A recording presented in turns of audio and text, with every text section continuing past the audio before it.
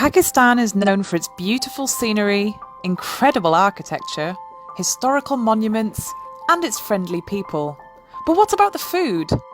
I often get asked my opinion on Pakistani food, and so I wanted to make a video to show you some of the delicious things that I enjoyed trying. Let's start with some very simple but incredibly delicious street food. So there's a lot of street vendors, and I've come across somebody who is making corn here. And this is all actually salt. So he's tossing the corn in the salt, and it's going to have a lovely smoky flavour because it's actually a wood stove underneath. It's quite hot work.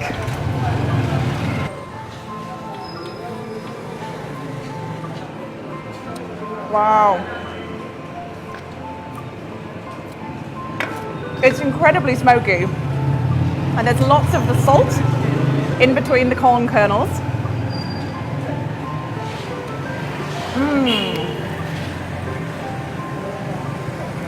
You don't get corn like this back home.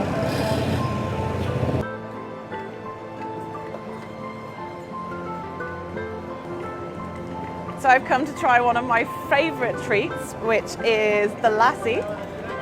To make it, they use the yogurt, water, sugar if you want a sweet one, or the salted as well. And then it's mixed with ice to cool it down. And on a hot day, it's so refreshing. Is that good?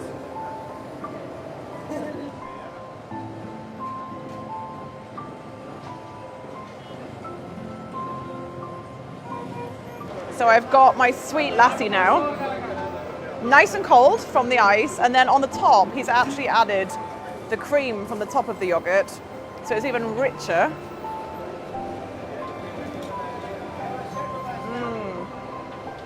It's like an ice cream drink. Wow. So you might be mistaken for thinking this isn't actually a food product at all, but this is in fact condensed sugarcane juice. So if you boil down the juice, eventually you'll be able to form one of these rocks, which they call jaggery. Now I'm regularly asked what they call these in England, but we don't actually have a name for it because it's just something that we're not able to get back in the UK. And this is commonly used in drinks, desserts, and it tastes so good.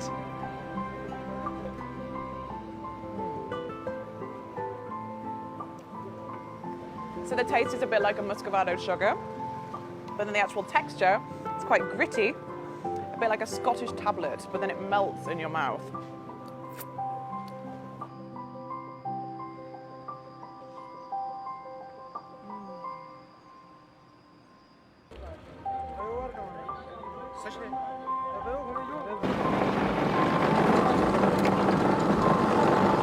Where do we put it? In the middle? Where does it go? Here? Ah! Nice. So in the valley below, one of the most important crops there is the sugarcane. So I'm going to try some lovely fresh sugarcane juice, which is always mixed with a little bit of lemon or lime.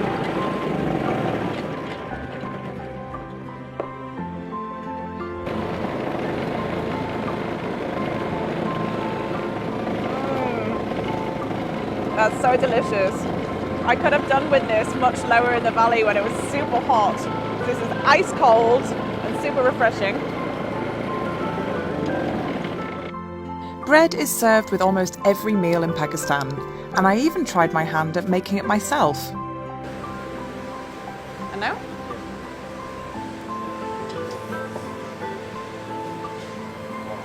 How's that? Okay? Yeah?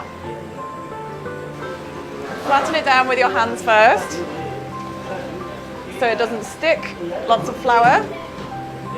And then roll, turn, roll.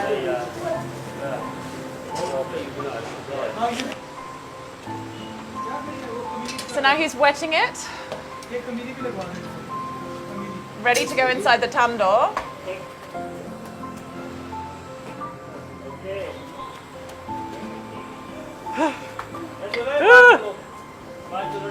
Oh, I can't go fast enough. Oops. Oh, that one went wrong. long? Last one.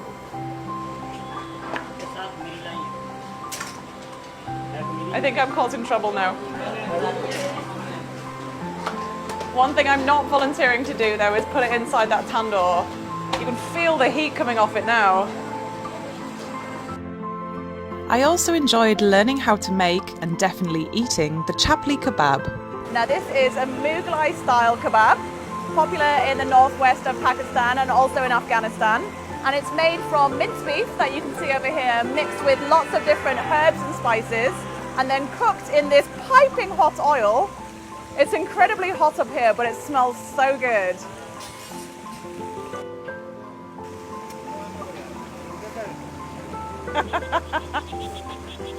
I don't know if I want to push it in. No.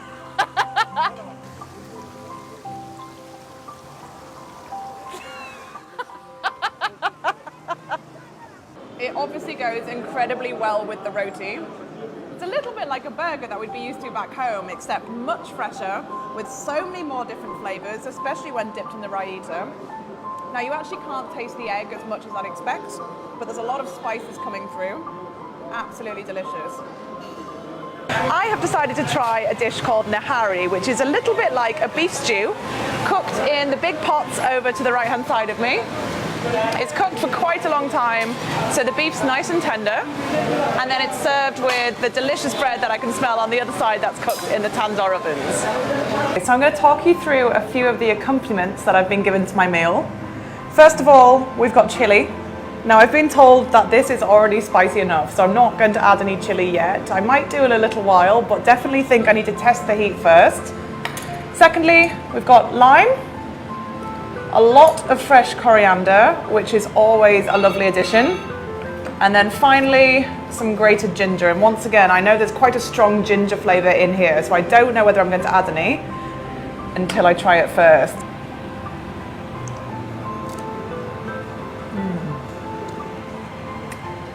That is so good. So this is the main wholesale market in Swat, and it's where all the restaurant owners and shopkeepers will come and buy their wares. I'm always fascinated particularly by the spices at the market. I really think it actually makes you more in touch with your food if you can come and see it in this form, recognise what you're putting in your food. So for example, this one here, this is turmeric. Of course, when we're going to our shops in the UK, we're only ever getting it in a little pot, ground down. Thank you. Yeah, there you go. So there's the turmeric. That's what we see it in. In England, we have it like this. I'd love to know what you guys think I should try, so make sure you comment below and don't forget to subscribe.